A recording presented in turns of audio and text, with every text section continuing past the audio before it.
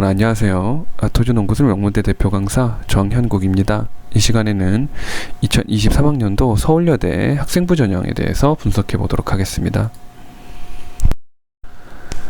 서울여대 학생부 전형의 가장 큰 특성이라고 한다면 학생부 종합에서 서류 전형과 면접 전형의 차이가 어디에 있는가 일 텐데요. 학생부 교과까지도 포함해서 이러한 세 개 전형들에 대해서 수능 최저 기준, 자소서, 면접 등의 유무를 통해서 비교 분석을 먼저 한번 해보면서 자세하게 평가 방식까지 한번 살펴보도록 하겠고요. 그 뒤엔 전형별 3개년 결과를 분석해보면서 각각의 전형들이 갖고 있는 특성을 통해서 어떤 학생들이 적합할지 구체적으로 살펴보도록 하겠습니다. 먼저 수능 최저 기준의 유무인데요. 학생부 교과에서는 국영 수탐 중에 2과목 합 7 이내라는 수능 최저 기준을 가지고 있습니다. 학생부 종합은 서류형 면접형 모두 다 수능 최저 기준이 적용되지 않고요. 다음으로 자소서와 면접의 유무를 통해서 전형들의 특성을 살펴보면요. 학생부 교과 같은 경우에 자소서와 면접 모두 다 요구하지 않습니다. 교과 100%의 전형이고요.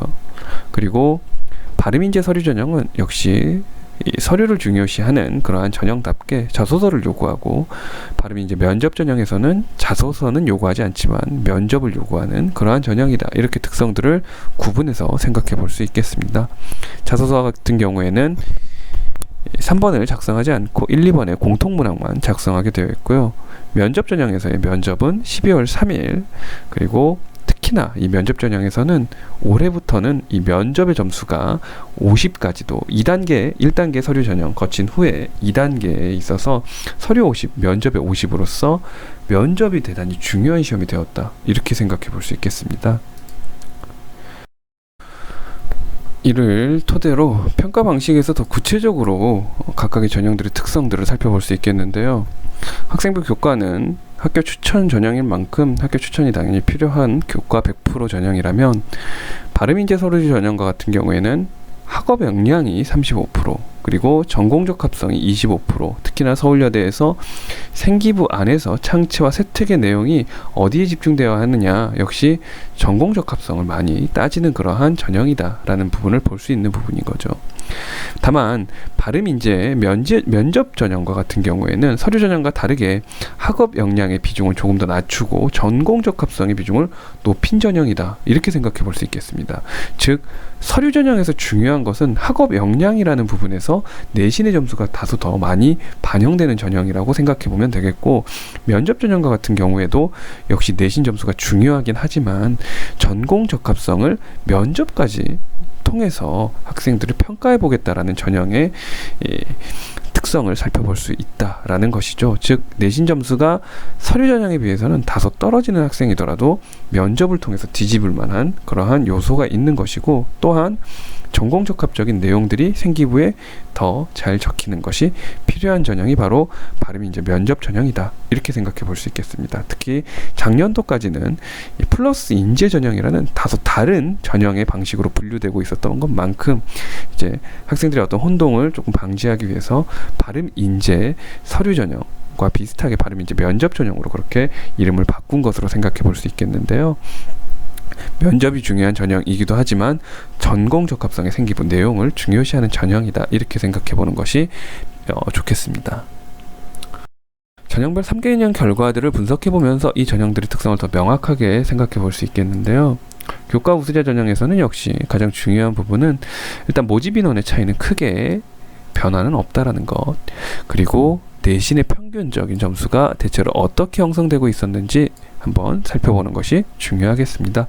대체로 한 2점대 중반, 3점대까지도 어문 계열에서는 이제 3점대까지도 나오지만 대체로는 2점대 중반, 초중반에서 내신 평균이 형성되는 것이 서울여대 교과 전형의 내신 분포다. 이렇게 생각해 보면 되겠고, 내신 최저, 이제 최저는 안 좋은 거는 아니니까 70컷 정도에서 그 내용들을 살펴볼 수 있겠는데, 대체로 한 3점대 중반, 2점대 중반 정도까지 이렇게 점수대들이 형성되고 있는 것을 살펴볼 수 있습니다.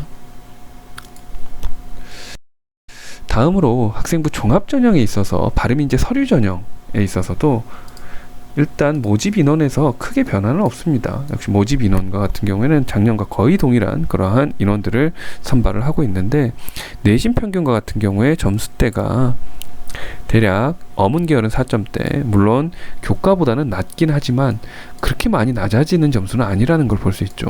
대략적으로 한 3점대 초중반에서 내신의 평균이 형성되는 것이 발음이 이제 서류 전형의 내신 평균 점수다, 이렇게 볼 수 있겠습니다.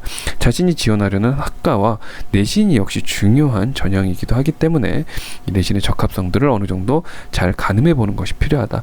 다만 우리가 이제 여기서 조금 더 생각해 볼 수 있는 것은, 내신 최저에 있어서 역시 학생부 종합 전형이기 때문에 앞에 교과 전형과는 다르게 내신 점수가 좀 많이 떨어지는 학생도 합격했던 걸 볼 수 있다라는 것이죠.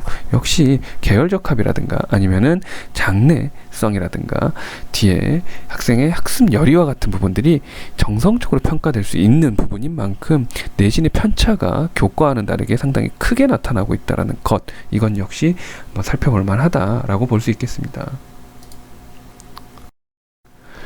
면접의 점수가 어느 정도 많이 포함되어 있는 발음이 이제 면접 전형과 같은 경우에는 내신 점수가 앞에 이 서류 전형과 큰 차이는 아니지만 조금 더 낮게 형성되어 있다는 걸 볼 수 있죠. 내신의 평균 점수가 대체로 한 3점대 중반 정도에 형성되고 있었던 앞에 서류 전형과는 달리 한 4점대 정도까지는 그래도 형성되고 있었던 그러한 발음이 이제 면접 전형의 내신 평균 점수를 볼 수 있습니다. 또한 내신 최저 점수 역시 평균 점수에 비해서는 좀 편차가 많이 나게 그렇게 최저 점수가 역시 형성되고 있는 면들을 보았을 때 정성적인 평가라는 것은 충분히 감안해 볼 만하다. 그래서 자신의 내신 적합성이 어쨌든 서류 전형에서도 면접 전형에서도 상당히 많이 평가가 되는 만큼 먼저 내신의 적합성들을 좀 생각해 볼 필요가 있겠고, 그리고 계열 적합성이 특히나 면접 전형에서 중요하기 때문에 세특과 창체 계열 적합적인 내용들의 기술된 부분들도 고려해 보면서 면접 전형에 지원하는 것이 필요하다. 그리고 1단계 합격한다면 면접 전형의 점수가 50% 차지하고 있기 때문에 다소 자신의 어떤 생기부의 내용이라든가 내신의 점수가 조금 떨어지더라도 면접으로 좀 뒤집어 볼 만한 그러한 전형이기 때문에 여기를 지원해 보는 것도 좋겠다, 이렇게 고려해 볼 수 있겠습니다. 자세한 사항은 아토즈 학원으로 언제든지 문의하기 바랍니다. 저는 정현국 강사였습니다. 감사합니다.